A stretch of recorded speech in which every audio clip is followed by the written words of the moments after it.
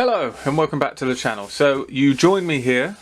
We have a nice, well, it looks on camera a lot cleaner than it is. I need to put down some new paper, but we've got a clean, clear bench. I am now back, as it were, and it's time to have a look at what's been going on and what's going to be going on and where we're going to go moving forward. So welcome back everyone. Sorry it's been a bit of a break in the videos. I intended sort of about, I don't know, two to 4 weeks. It's probably gone more like 6 weeks, but I think it's all for the good. So first off, where have I been? Well, not very far. I have been in here, I have been doing stuff, but I've also had a lot going on at work. So we've had a bit of a busy end to the season. For those who don't know, I work in horticulture, so we had nice weather towards the end of the season, which kept sales going, so it went on a bit longer. Usually I start to take Fridays off in October, and then as we go on through, I actually then take Mondays off into December as well. So I get quite a lot of time off, and that is usually when you get a flurry of videos in this period. But that obviously hasn't happened this year. We're still actually working Fridays as well, full week, so there you go, like a proper person. That all said, so that's happened, and to try and disengage with where I was getting myself to with the hobby as well, I sort of looked at a few other hobbies and reignited a hobby I've had since I was about 5, I think, that I do on and off, and I've managed to get out and doing a little bit more fishing, being in nature. You know, there's no YouTube channel, there's no sort of, no one knows who I am, no one cares what I'm doing down there, you know, that's it. So that's a nice way to disengage as well. And we'll come round to that in a minute, because I was actually out fishing yesterday, but I happened to be extremely close to a certain museum, which has a certain very good model shop. So we'll come on to that in a moment. So what's been happening at the bench? Well, recently I've been just getting this one to where we are now.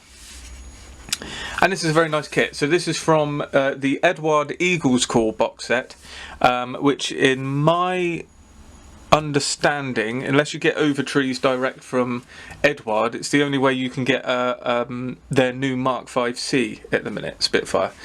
So that boxing comes with enough sprues to do an entire 5C and an entire 5B, and it's got 2 different types of fuselage which relate to the B, which I'm not quite sure on, but so I've got the B still in the box, and I wanted to make this one because I've got a set of decals from the from Extra Decals at Hannant's, and it had this interesting clipped wing Spitfire, and knowing, you know, some of the Edward Spitfires that I've done in the past, they usually come with the clippable sections for the wings, although obviously it's not a option in the box, in the instructions, sorry. So that's what I've opted for, and I've had all the parts in the kit to be able to actually build this Spitfire as it was. And this is actually an LF 5C, and quite late as well. This was used right up to and beyond the D-Day sections, landings, you know, so it was forward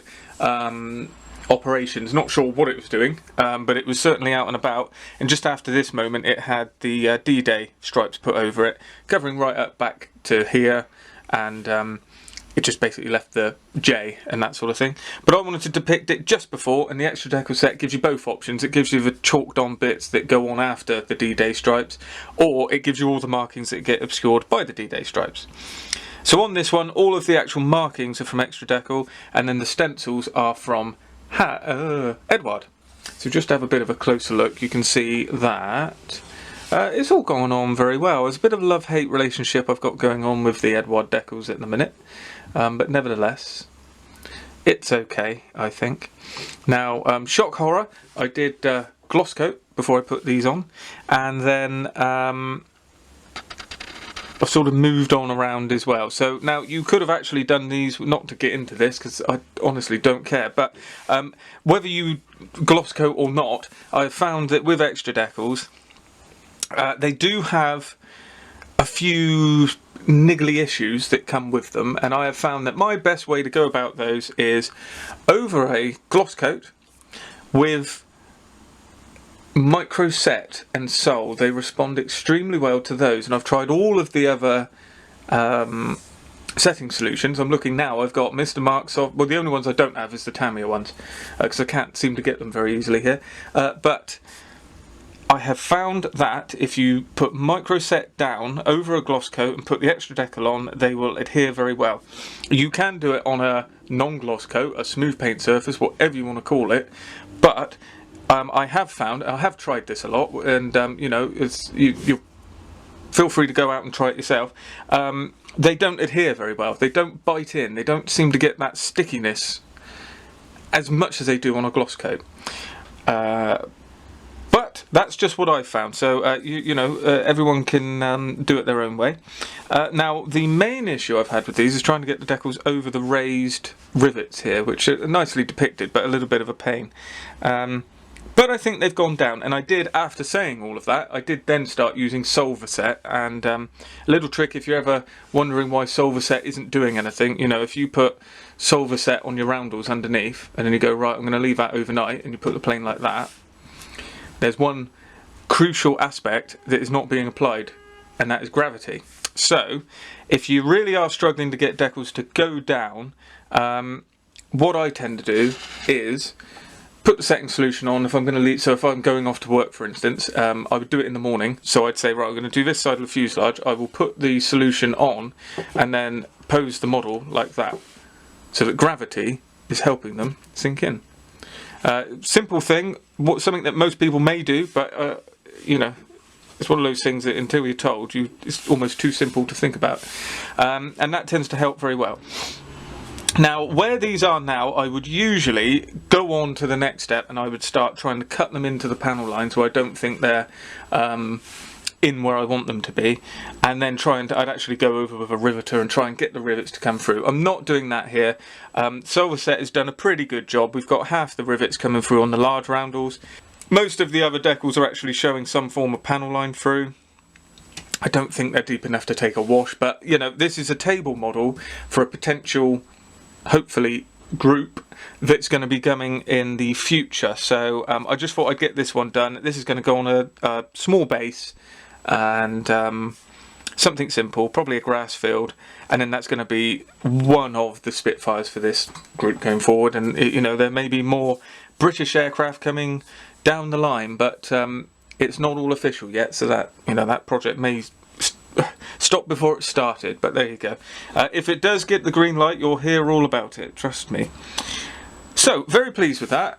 Very nice to get a completely different option out of the box, using my own sort of, using some reference and using the understanding of what's in the box, which is what you can do. The Eagles Call boxing from Edward is American Spitfires, American pilots in Spitfires, and you can do oh, blimey hell.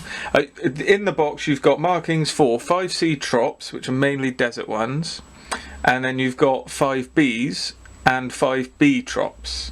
So there's a lot of the 5Bs that are in the green and, well, this scheme, and it looks like all the 5Cs are in the desert scheme, with some unusual versions of that as well. There's one that's brown, I can see now, and there's one that seems to be,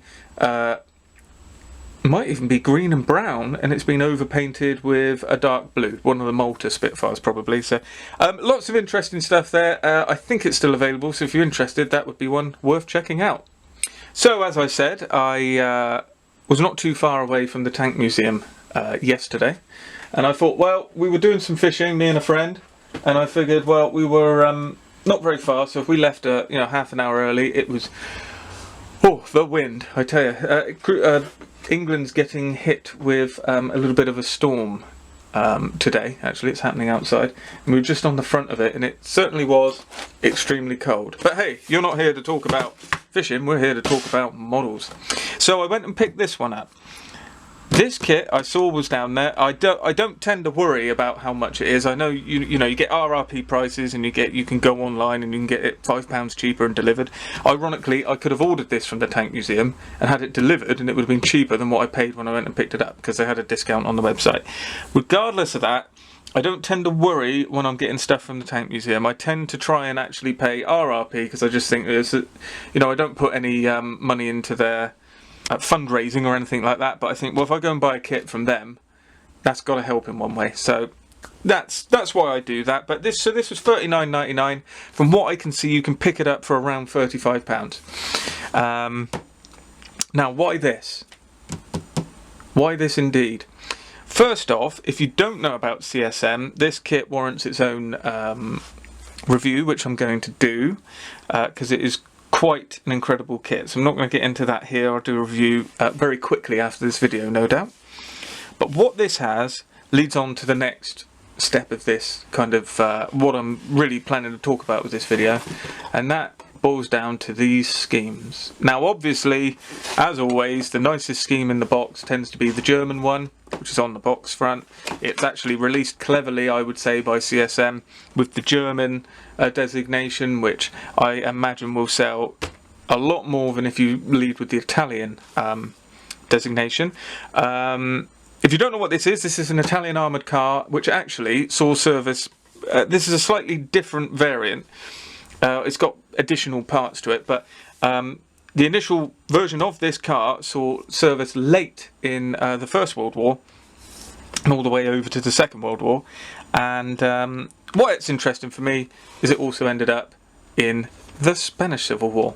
There wasn't very many, there was a few, enough to warrant it being you know, a model, and that gets us on to the next sort of thing, is what I'm, you know, the reason why I'm now back, as he says, is Telford's just happened. I was going to go and I decided later on I didn't really want to go up there, and I think I made the right decision looking at the photos. I think it would have been a lot of effort for something that would have been a bit of a shadow of itself, and it does look as though it was that. But out of that, there's a few discussions, and it does obviously look like that there's no way that the IPMS can not have a show at Telford unless it is illegal to do so. So that's the good thing. So I've been waiting for a sort of confidence. As many of you know, I do the special interest group for the Spanish Civil War. And we exhibit at Telford, and 2019 was a massive high. Met a load of friends. We were all very happy about going forward, and I was saying, oh, it's a lot of effort me doing the table, and there's guys saying, well, we're all build and help out, you know, you can't not exhibit, all this, that and everything else. Of course, what happens March 2020, we all know, and that basically killed it. So what that did for me was knocked on the head me sort of building Spanish stuff for a little bit. The main reason being, the outlet for the Spanish Civil War stuff is the social aspect on the table at shows. It's not something that's going to get a lot of views on YouTube. It's not something that a lot of people are going to worry about, and it's not something I generally want to put a lot of effort into for my collection, because a lot of the models, obviously this aside, a lot of the models that we have to use for depicting planes, tanks, whatever it is from the Spanish Civil War, are short run kits. They take a lot of effort, and quite frankly, I don't want to just do it to put it on the shelf. I don't even really want to do it just to put it on the channel necessarily, because it's a lot of effort and I want to get something back from it. And getting a table at Telford and getting a show, it's not that everyone comes around and goes, oh my god, look what you've done, but it's added to the table, it's added to the display, and it's part of it, and it gets a good run out, as it were, and then certain people I know are going to be interested in it, and we can actually have a discussion on that. So that sort of knocked me back a little bit, and of course now that's gone on for a rather long time. That's 2 years now, which is surprising how that creeps up. And I've been thinking, as I went into the little enforced break that I've given myself for the modelling, I was thinking, right, I'm sort of just doing stuff, you know, it's all out of the box builds, or it's simple kits, it's nothing that's a test. Why am I doing it? Well, I'm sort of doing it for this, that and everything else. And I thought, right, let's try and come back and understand why we're doing it and find some enjoyment in it, which is what I've managed to do in the interim. So like the Spitfire, I found that very enjoyable. The perks with that is a topical subject, so it should make for an interesting video. And again, I don't make videos for the views, just to be clear, but you know, I understand that if I build something for the Spanish Civil War, it's only going to be of interest to a small amount of people. So I've got, you know, there's plenty of subscribers there on the channel, so I want to try and broaden it and try and give something for everyone. So that's just to clear that up. So obviously this here is a kit that I think actually breaches that subject a little bit, and it actually gives us something that is from the Spanish Civil War, is of interest, and an absolutely quality kit. So that's why I'm going to do a review on this one. That's why I've picked it up, and I think it's going to be an amazing model. And looking in it, you know, no spoilers, it is an amazing model, and well worth its own review. So another one as well, which isn't going to be a review. I don't think it's worth it. I see Flory's just put one up and plenty around, so everyone knows what it is. I think Andy's even built these. But anyway, I've got this one come in, which initially I actually thought was just a single kit that you could build either. It's quite expensive for that. But actually it's 2 kits, so it makes them about £22 each, which I think is just right for a Panzer one. It's just the right price. So this will continue our armour series, I suppose, and side of the channel.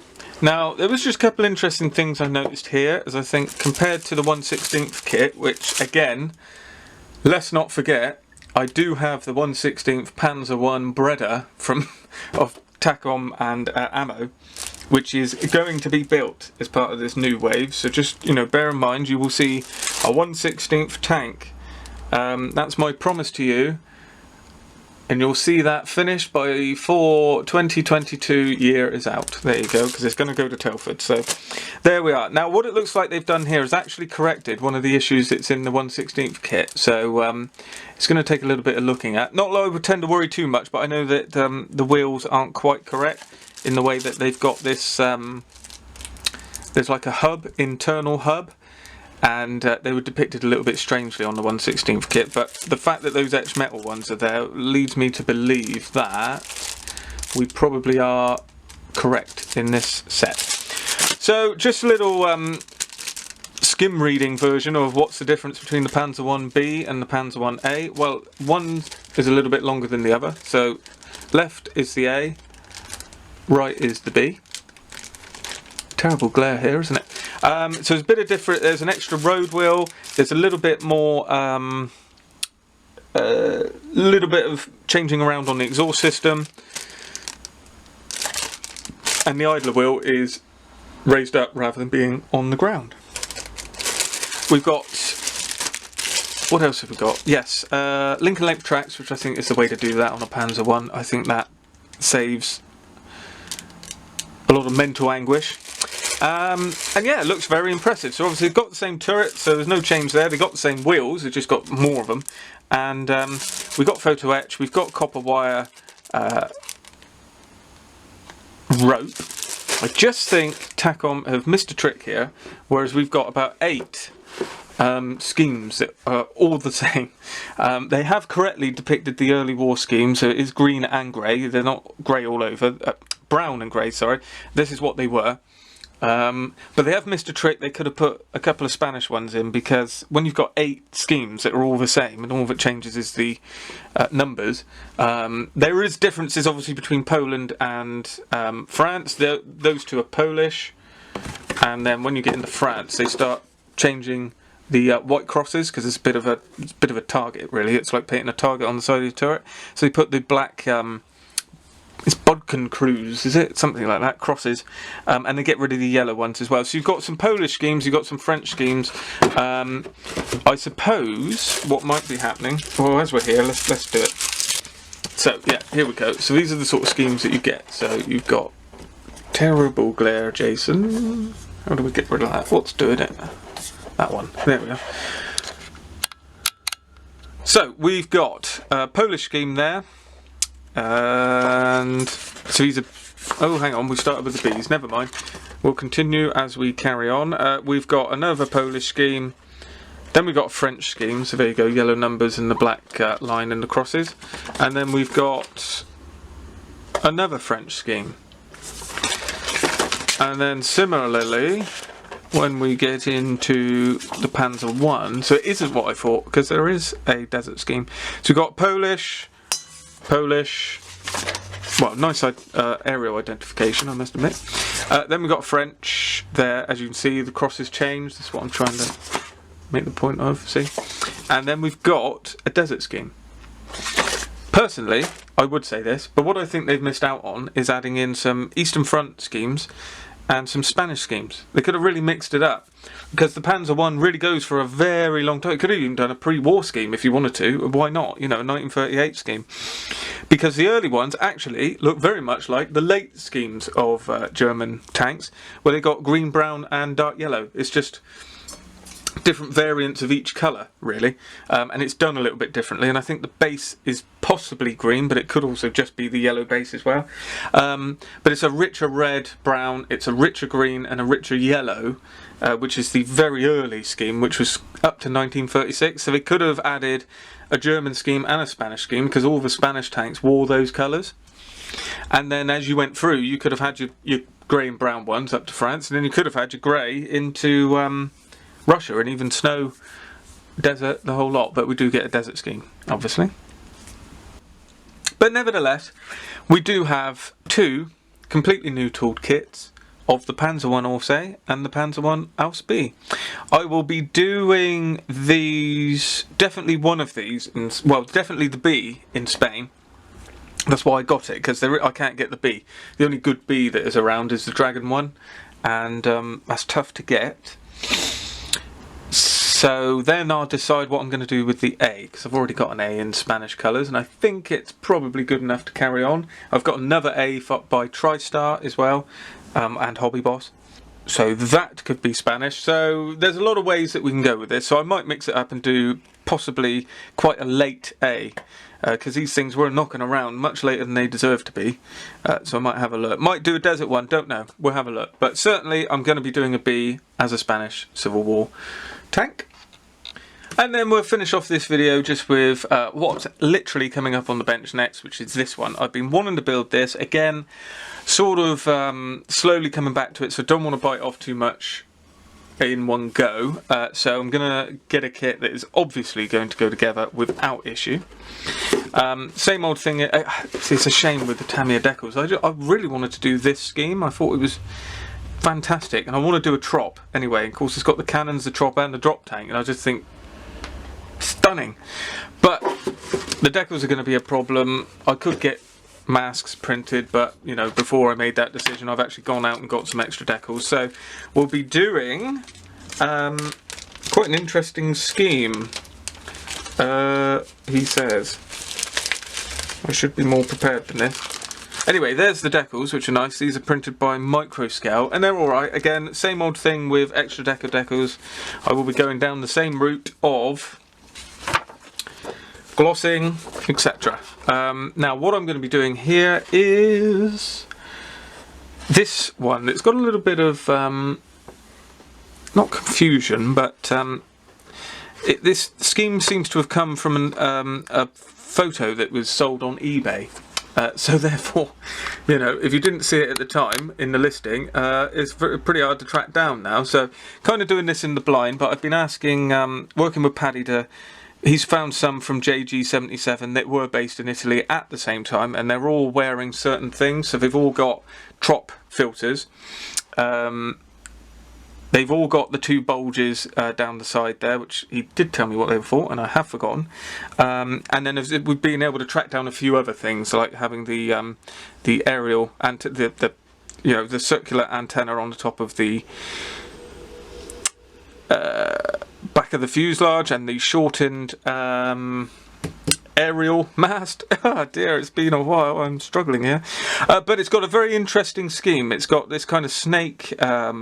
Like model that's running down there. We're going to have to put a spiral on the nose cone as well, which isn't it was not as a decal, so I'll have to do that with tape. And I think it's the best out of there. The other one's bark horns. Is it? Yeah. Which I've got that in an Edward boxing in the older, back when Edward decals were good. So this one will appear at another time, but we don't want to do too many G6s. So again, this is going to be part of a new group, but this new group is official, so it can be mentioned. That is Special Interest Group for the BF-109. I know, you wonder, how was there not one? Well, good question, but there is one now, and that's that. So that one's going to get, obviously, a lot of models built for it, and guess what they're going to be, specifically? Yep, 109s, that's right. So, there's going to be a few of them coming on. Now, not all of them are going to be videos. Not all of them are going to be balls out builds. This, being a Tamiya kit, I'm going to do all the bits. I'm going to do both options so we can get the engine cowling open and close it. And we can do all of that because it's interchangeable. I'm sure a lot of you know this, but if you don't, you get the option to have the engine and radiator cover exposed like so. Like so. So you can have that drop down and those up. And then you've got another part where you can do it all and have it closed. Like this. But what you can actually do is pull this off, clip those off and put the other ones on. And apparently, and I've seen it, a chap at my club has built one, it is relatively seamless on both accounts and you can interchange it. So I think that would be interesting to have a look at. So we'll do that. I've gone on through and circled the bits that we're going to do, and I'm actually going to cut some bits off this sprue in about half an hour once this video's been sorted. So going to go on through. We've got a nice pilot in there, but I'm not going to add him. I have just a couple of small extras, which is an instrument panel, mainly because this one comes with, does it come with Decals? I didn't like something about it when I looked at it. I thought, oh, that is sort of letting itself down a little bit. I've gone past it already. No, I haven't. It's definitely here somewhere. I think an instrument panel would be easy enough to spot, wouldn't you? I expect it goes into the inside of the windscreen canopy, knowing how this is built. Yes, there it is, right at the end, unusually. Yeah, they want you to paint it, that was the issue. They want you to paint it, most of the dials, and you've only got... Oh, you have got decals. I think I did this in the Spitfire video and I didn't like the way the decals worked, so I thought, right, well, I would have gotten a Yahoo panel for that, so I'm going to get a Yahoo panel for this. There you go, loop antenna. There you are. God, good old Tamia, teaching us as we build. So, we've got a Yahoo panel, which is what I'm trying to make the point of here, which are absolutely brilliant. I mean, the best sort of 3-4 quid you're ever going to spend. We've got the Tamiya masks that we cut around, which, oh no, they're not cut. Well, that's why we've got scalpel blades. And AML 148th German, well later, late war, German Luftwaffe belts. And this is another great set. I think this is possibly £3, if not it's less. And you get 2 sets of belts in there. So, you know, it's not all about Edward. And that's all we're going to do for this. So I think that's going to be a lovely build. It's going to come straight in after the... Well, not after, I don't know when it's going to come in, but because I've got a few videos already lined up. But it's certainly going to be up on the channel as soon as it's ready. So I think that would be a nice companion to the Spitfire I did a few months ago, which certainly ran away with itself. So if any of you have watched that and you've joined or subscribed as a result of that, thank you very much. Stay tuned, because it's there's going to be a whole lot more videos and it's going to get far more interesting. So so the channel's looking good. I'm feeling good. The bench is looking good. I hope you're all having a great time. Let me know any of your comments down below regarding any of this, what you see coming, anything you think you've got coming. You know, let's just have a discussion. I always read the comments. I don't always reply, but I'm always reading them. So do fire off any thoughts that you've got down below, good or bad. And I'll see you in the next video.